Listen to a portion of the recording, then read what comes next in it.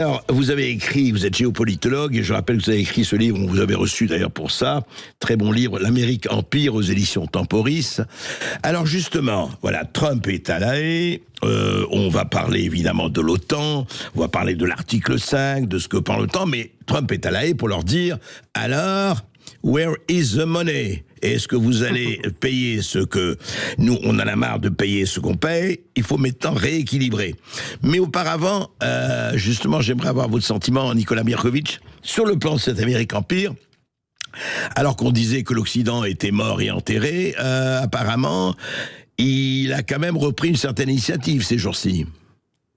Donald Trump a clairement voulu montrer ces derniers jours dans l'affaire entre Iran et Israël que l'Amérique comptait être un joueur sur la scène internationale, et je pense qu'il a surtout voulu montrer qu'il était prêt à utiliser la force. Ce qui était important, à un moment même, au sein même du camp occidental, atlantiste, beaucoup de personnes n'aiment pas Donald Trump, il ne faut pas tourner autour du pot. Lui, je pense qu'il a voulu montrer qu'il était capable d'user de la force, et que c'était extrêmement important pour lui. Il a certainement été il a été même très maladroit par rapport à sa base, parce qu'on a vu les remontées de terrain des personnes des Trumpistes de la première heure, Marjorie Taylor Greene, Tucker Carlson, qui lui ont reproché, parce que du coup, ils ont dit avoir voté pour un homme qui voulait la paix et qui allait concentrer les efforts des États-Unis sur les États-Unis. Mais Donald Trump, dans ce contexte international qui est très compliqué en ce moment, où il y a beaucoup de lignes qui bougent, il a voulu utiliser la force, et il arrive là au sommet de l'OTAN comme un peu l'homme fort de l'OTAN. Et je pense qu'il a aussi voulu discipliner les autres membres de l'OTAN en disant, écoutez, le patron de l'OTAN, je vous rappelle que c'est moi, le plus gros budget de l'OTAN, c'est moi, et maintenant on va discuter. Et on sait en effet, André Verkov, que ce que souhaite Donald Trump, c'est que les pays membres de l'OTAN s'engagent à hauteur de 5% de leur PIB de dépenses militaires. Alors justement, Nicolas Mirkovic, on va parler de ça. Est-ce que c'est faisable? Parce que on se demande, est-ce que la France qui cherche, vous avez vu que François Bayrou cherche 40 milliards d'euros désespérément, sans parler de tout le reste, sans parler de la dette. On voit l'Espagne. L'Espagne a déjà dit qu'elle ne pouvait absolument pas s'engager à aller jusqu'à 5% du PIB. Ils l'ont annoncé même avant le sommet. Les autres, on attend. En tout cas, le sommet vient de s'ouvrir. Hein. Ils ont fait la photo de famille hier soir et les réunions commencent ce matin. Mais au fond, est-ce que, alors on n'est pas dans la tête de Trump et des autres, est-ce qu'à votre avis, il y a quelque chose qui va se passer en disant, est-ce que Trump peut dire, compte tenu de ce qui s'est passé, compte tenu, vous avez dit effectivement sa base, bon les Tucker Carlson, Marjorie Taylor Greene, mais ça ce sont aussi les médias, on a l'impression que la base quand même suit, étant donné que ça a marché, ça aurait pu ne pas marcher du tout, évidemment, ça aurait été autre chose. Mais fort de ce cessez-le-feu, on verra si ça dure ou pas, fort de ce qu'il a dit, on en reparlera par rapport à Iran et Israël, où il a joué un peu le patron de classe, hein, au coin là, hein, vous avez intérêt à obéir, sinon, etc. etc. Hein, c'est ça.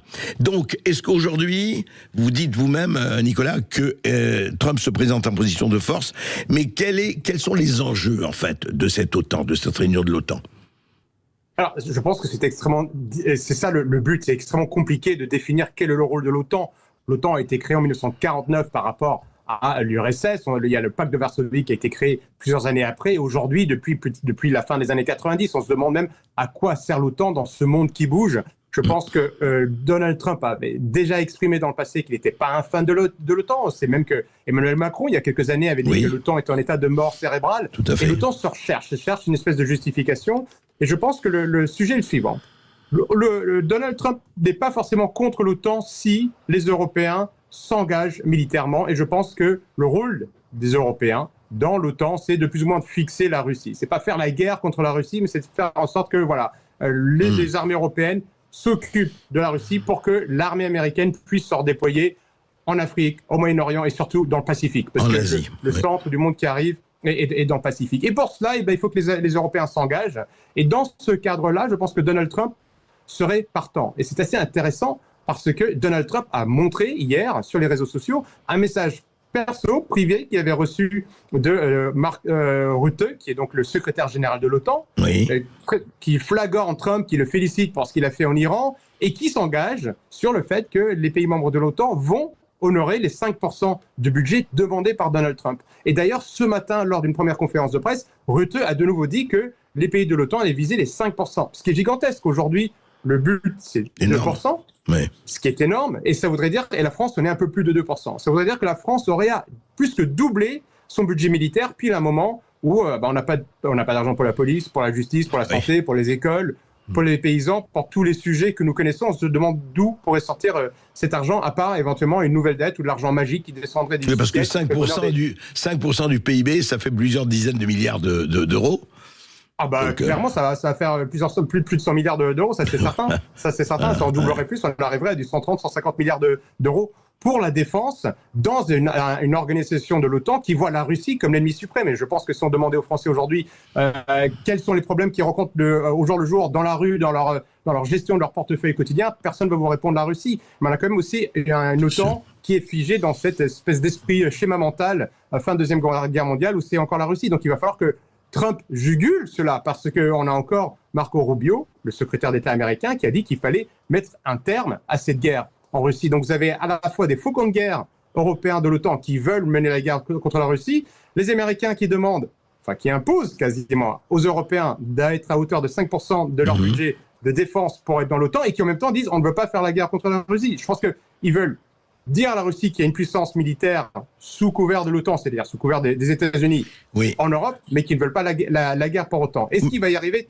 Ça, c'est l'enjeu des discours aujourd'hui. Mais alors, Nicolas Birkovitch, justement, il dit ça, on voit très bien ce qui se passe. D'ailleurs, juste petite anecdote, pour une fois, Zelensky n'est pas venu avec en t-shirt guerrier ou etc. Il est venu en costume, qui est amusant. Bon, il dit aussi, voilà, mais lui, il est temps aussi, j'attends ma part aussi, etc. Mais au fond, au-delà de ça, et Ursula von der Leyen, qui a fait un discours très offensif en disant nous serons là, nous allons bâtir cette armée européenne. Enfin, elle l'a pas dit comme ça, mais ça revenait à ça avec plusieurs centaines de milliards de dollars.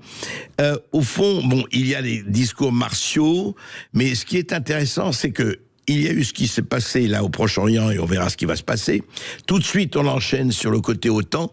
Mais est-ce qu'on peut concevoir que effectivement l'OTAN peut aujourd'hui changer de cap parce que reste et on l'attend aussi les futures conversations Trump-Poutine qui vont se passer peut-être en Arabie Saoudite ou ailleurs.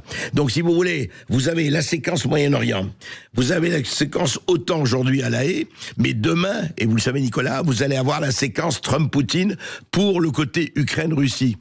Est-ce que tout ça, est-ce que ça ne met pas quelque chose d'assez étonnant par rapport à... Moi, ce qui me fascine, c'est la vitesse absolue avec laquelle tout ça se passe, quoi. Je veux dire, on a l'impression que ce n'est plus question de semaines ou de mois, mais d'heures, presque. Il va falloir quand même que Trump torde le bras aux responsables politiques européens, et je rajoute le Royaume-Uni, qui sont très anti-Russie et qui, à vrai même, on va dire, n'ont pas de stratégie pour l'OTAN. Quand on leur demande quelle est la stratégie de l'OTAN, ils n'en ont pas. Je pense que pareil, ce sont des budgets qui sont conséquents. Le budget de l'OTAN, c'est plus de 1000 milliards de dollars. Bon, évidemment, les États-Unis représentent quasiment 80% de tout cela. Mais pourquoi est-ce qu'on a une défense? Quelle est la stratégie européenne? Est-ce que c'est vraiment la Russie qui nous menace aujourd'hui, qui nous menace dans nos rues, qui nous menace dans nos portefeuilles ou pas? Et donc, je pense que tant que Trump n'aura pas au sein même de l'OTAN des partenaires qui soient alignés sur sa pensée, on peut penser à des responsables politiques comme Meloni, comme Orban, comme d'autres, et je pense que c'est vraiment un enjeu pour Trump et sa stratégie d'avoir de telles personnes au sein de l'OTAN, pour dire non, on a une autre vision de l'OTAN, on va le transformer, puis on va l'adapter à ce monde qui bouge extrêmement vite. Trump ne va pas y arriver, ça c'est certain, tant qu'il y aura une mentalité du siècle dernier qui ne comprend pas les nouveaux enjeux géopolitiques, ce monde multipolaire qui est en train de se mettre en place, et ça va être compliqué pour lui, et il pourrait, et ce ne serait pas une surprise, au bout d'un moment, en avoir ras-le-bol et dire je retire tout. Vous vous débrouillez, les Européens, vous allez vous débrouiller, moi j'ai d'autres chats à fouetter, parce que les enjeux des États-Unis aujourd'hui ne sont pas en Russie. Les États-Unis veulent garder l'Union européenne comme une zone d'échange pour leurs marchandises, ils veulent nous exporter leur gaz naturel de schiste, ils veulent nous exporter leurs serveurs, leurs téléphones, tout ce qu'ils peuvent, ça c'est clair, ils veulent un marché captif.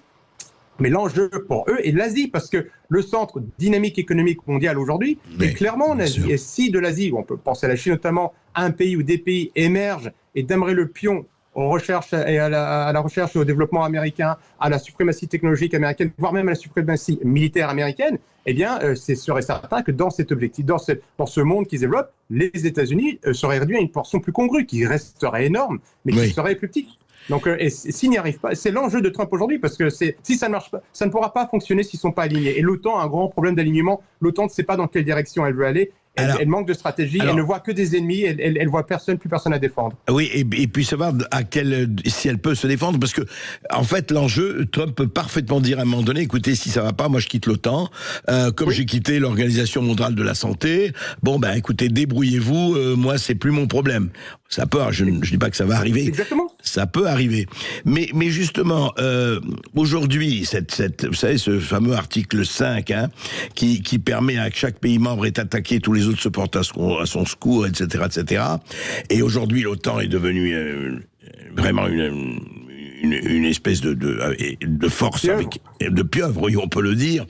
Mais au fond, on a quelqu'un d'atypique qui peut, au fond, renverser la table. C'est de l'ordre des possibilités, ça. Oui. Nicolas Mirković. Oui, parce que Trump est très difficile à gérer. Je pense que moi, j'aimerais pas travailler dans son équipe parce qu'il dit noir un moment, blanc le lendemain, gris le surlendemain, mais il veut que les choses bougent. Et ça, on peut critiquer Trump sur pas mal de sujets, mais il veut que les choses bougent. Et pour bouger les lignes aujourd'hui au sein de l'OTAN, il faut quelqu'un de la Trump. Exactement. Ouais. Parce que lui, il peut faire bouger les lignes. Il va leur expliquer, il va être très clair. Il ne va pas manier la langue de bois. Il va dire, voilà ma stratégie, voilà ce que je veux mettre en place.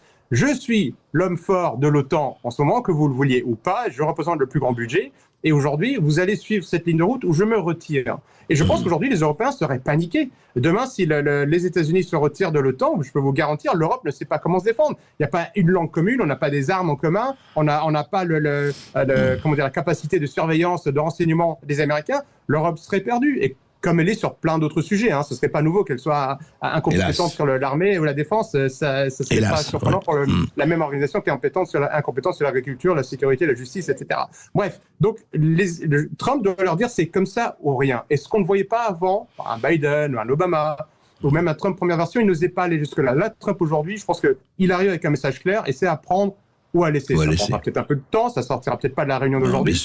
Mais si ça ne marche pas, il n'hésitera pas à dire débrouillez-vous, je vais. N'oublions pas que Trump aussi, tout en peut-être essayant de dynamiser l'OTAN, veut quand même négocier ou tente de négocier avec la Russie et la Chine parce qu'il a quand même cette idée de répartition de la puissance au niveau mondial. Son enjeu, c'est ça. Pour Trump, l'Europe, ça reste une zone de vassalisation. C'est vraiment comme ça que les présidents américains nous voient depuis, peut-être pas la nuit des temps, mais en tout cas depuis la fin de la Deuxième Guerre mondiale. Ils nous verraient encore comme ça, mais avec une stratégie différente. Tout à fait. En tout cas, Nicolas Mirković, on peut dire, et vous l'avez fait, Amérique Empire. Malheureusement, on ne peut pas dire aujourd'hui, et depuis longtemps, l'Europe Empire. C'est ni pour aujourd'hui, ni pour demain. C'est ça. Merci beaucoup, Nicolas Mirković. On a besoin des États-Unis. Voilà. On va suivre tout ça, en tout cas. Et merci de vos éclaircissements.